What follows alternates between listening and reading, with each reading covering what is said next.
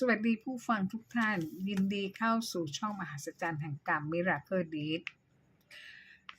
ธรรมะสำหรับคนงานในพุทธศาสนาก็คืออิทธิบาท 4ได้แก่ฉันทะความพอใจรักในงานที่ทำพอใจกับงานที่ทำอยู่มีความสุขที่ได้ทำงานที่ได้รับมอบหมายวิริยะความภาคเพียรขยันในการทำงานที่ได้รับมอบหมายมันฝึกฝนตนเองให้ทำงานอย่างมีประสิทธิภาพจิตตะเอาใจใส่รับผิดชอบงานที่ทำอย่างเต็มสติกำลังไม่ละทิ้งงานการคันวิมังสาทำงานด้วยปัญญาเข้าใจในงานขั้นตอนและผลสำเร็จในการทำงานคนเราทุกคนเมื่อทำงานก็หวังประสบความสำเร็จในการทำงานทั้งด้านประสบการณ์ทำงานความเชี่ยวชาญในการทำงานการแสวงหาความรู้และเกิดความสุขในงานที่ทำเป็นหลักการที่ง่ายๆที่มา 2,500 กว่าปีแล้วรู้อยู่รู้เป็นและรู้ทำเป็นการทำงานที่ได้ผลดีซึ่งหัวใจพุทธศาสนากล่าวว่าละเว้นความชั่วพึงทำความดีและทำจิตใจให้ผ่องใสในการทำงานเป็นหลักการง่ายๆแต่ผลสำเร็จที่ดีเพราะการทำงานที่ทุกๆคนหวังว่างานคือเงินบันดาลสุขแต่ต้องอยู่ในสัมมาชีพสุจริตถูกกฎหมายเพราะเงินที่ได้มาจากการทำงานเป็นงานที่สุจริตคือความภาคภูมิใจในความรู้ความสามารถที่เราได้ลงมือทำและให้ผลตอบแทนความสามารถของการทำงานทั้งหมดที่กล่าวมาแล้วเป็นการทำงานของคนปกติทั่วไปในการดำรงชีวิตแต่มีบางคนที่ไม่รักในอาชีพของการทำงานของตนคิดอยากรวยทางลัดไม่อยากทำงานแต่อยากรวยอยากมีความเป็นอยู่ที่สุขสบายจึงวางแผนอุบาทดังเรื่องที่จะเล่าให้ฟังดังต่อไปนี้เป็นเรื่องที่เกิดขึ้นจริงในครอบครัวของเศรษฐีเมื่อ80กว่าปีที่แล้วเป็นบุคคลที่มีตัวตนจริงมีครอบครัวมหาเศรษฐีทำอาชีพชาวสวนชาวไร่ขายพืชผักผลไม้มีบริวารอยู่ในปกครองประมาณ50คนเศรษฐีมีลูก9คนญาติพี่น้องต่างก็มาขออาศัยทำงานอยู่ร่วมกันเนื่องจากบ้านเศรษฐีนายหญิงเป็นหัวหน้าครอบครัวในการทำงานค้าขายเป็นคนที่ขยันอดทนในการทำงานใจดีมากกับบริวารใจบุญสุนทานชอบสร้างวัดบริวารทั้งหมดอยู่กันแบบพี่น้องไม่มีการแบ่งแยกว่านี่ลูกจ้างนี่คนงานนี่คนใช้นี่พี่นี่น้องนี่คือญาตินายหญิงปฏิบัติเท่าเทียมกันทุกคนให้ความยุติธรรมเสมอส่วนสามีนายผู้ชายคอยช่วยเหลือภรรยาในการทำงานดูแลบริวารจ่ายเงินเดือนนายหญิง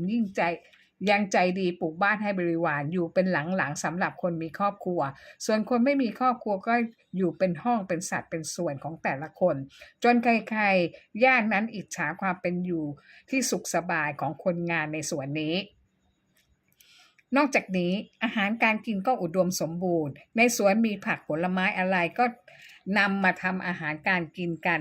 สบายๆเก็บที่สวยๆดีๆก็เก็บไว้ขายที่เหลือจากการขายก็เอามากินได้แบบไม่หวงทุกคนสามารถกินได้มีแผนกแม่ครัวคอยทำอาหารเลี้ยงคนงานฟังดูแล้วชีวิตราบรื่นสุขสบายไร้ความกังวล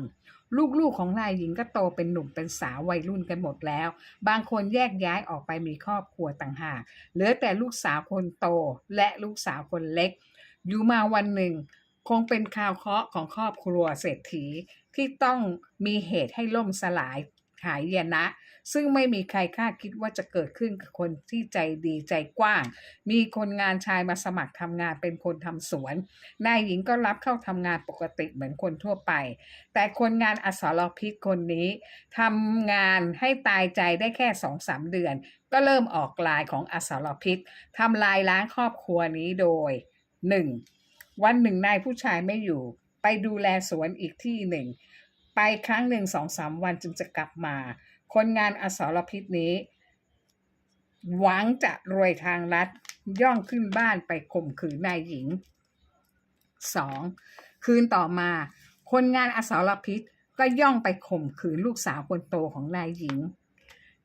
3. คืนที่ 3คนงานอสรพิษก็ย่องไปข่มขืนลูกสาวคนเล็กของนายหญิงแม่ลูก3คนไม่กล้าพูดต่างอับอายคิดว่าต่างคนต่างไม่รู้ว่าเกิดอะไรขึ้นจนผ่านไปได้สักระยะหนึ่งทั้งแม่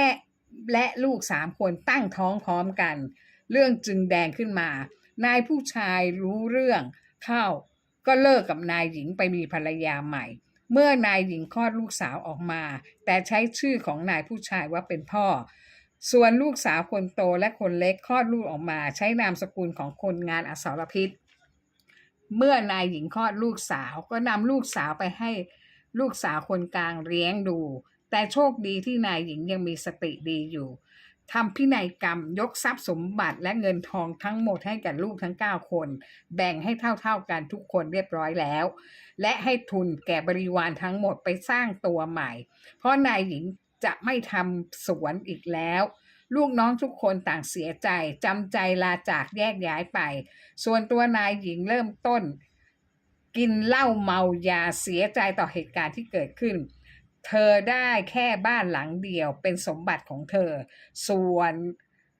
ลูกสาวคนโตก็มีลูก2 คนเป็นชาย1หญิง1หอบลูกหนีคนงานอสรพิษไปตายเอาดาบหน้าสรุปนายหญิงอยู่กับลูกสาวคนเล็กมีลูกกับคนงานอสรพิษ6 คนอยู่ด้วยกันทั้งหมดต่างไม่ยอมทำงานค่อยๆขายสมบัติกินดื่มเหล้าเมากันทุกคนทั้งวันทั้งคืนไม่ช้าไม่มีอะไรเหลือที่จะขายก็ต้องมาเช่าที่ดินคนอื่นเขาอยู่ปลูกกระต๊อบหลังเล็กๆอยู่ตามยถากรรมนายหญิงเสียใจตอมใจตายประชดชีวิตไม่นานเธอก็ตายเพราะพิษสุราเรื้อรังและเธอไม่ยอมหาหมอรักษาเธอใจเด็ดเดี่ยวมากก่อนตายเธอยังสาปแช่งคนงานอสรพิษที่ทำลายครอบครัวของเธอให้ล่มสลายให้กรรมสนองลูกหลานมัน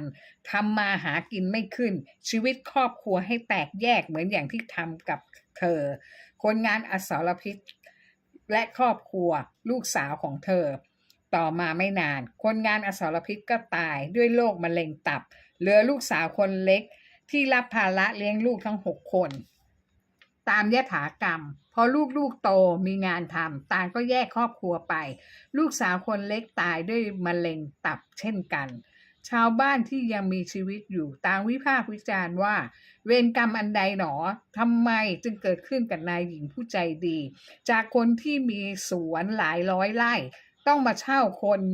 จนอยู่อย่างไม่มีแม้กระทั่งบ้านจะนอนตายจากคนใจบุญกลายเป็นคนขี้เหล้าเมายายากจนข้นแค้นไม่มีอะไรจะกินชาวบ้านโจษจันกันว่าทำไมผลบุญไม่ตอบแทนความดีที่นายหญิงทำไว้ทำไมชีวิตนายหญิงจึงตกต่ำเช่นนี้ทั้งหมดเกิดขึ้นอาจเป็นเพราะบุคคลทั้ง3ทำกรรมร่วมกันมากฎแห่งกรรมยุติธรรมเสมอทำหน้าที่ของกรรมโดยรอจังหวะและเวลาที่ต้องชดใช้อีกทั้งกรรมส่งผมถึงทายาทต้องใช้ดอกเบี้ยกรรมที่คนงานอสรพิษทำไว้โดย 1. ลูกสาวที่เกิดจากนายหญิงกับคนงานอสรพิษพอโตเป็นสาวสวยแต่ชีวิตคู่ล้มเหลวไม่ว่าจะมีสามีกี่คนก็เลิกลาไปหมด 2. ลูกชายลูกสาวที่เกิดจากลูกสาวคนโตกับคนงานอสรพิษเมื่อโตขึ้นมีครอบครัวต่างก็ล้มเหลวในชีวิตคู่ผู้ชายมีเมียมีชู้ผู้หญิงสามีมีเมียน้อยและเลิกลาไม่ว่าจะมีคู่กี่คนก็เป็นเช่นนี้เสมอ 3. ลูกชายและลูกสาวทั้ง6 คนที่เกิดจากลูกสาวคนเล็กกับคนงานอสรพิษนี้ทุกคนมีครอบครัวชีวิตคู่ไม่ประสบความสำเร็จถ้าเป็นชายเมียมีชู้ถ้าเป็นหญิงสามีเลิกไปมีใหม่ลองพิจารณาดูคนงานอสรพิษทำลายครอบครัวผู้มีพระคุณและลูกสาวของเธอลูกชายและลูกสาวของคนงานอสรพิษทั้ง9 คนชีวิตคู่ล้มเหลวแตกแยกไม่ต่างจากที่คนงานอสรพิษทำไว้เลยไม่เพียงเท่านั้นหลานของคนงานอสรพิษก็มีชะตากรรมเช่นเดียวไม่ต่างกันเลยดอกเบี้ยกรรมราคาแพงพวกเขาโชคร้ายที่เกิดมาเป็นสายเลือดของคนงานอสรพิษที่ต้องชดใช้กรรมด้วยสวัสดีค่ะ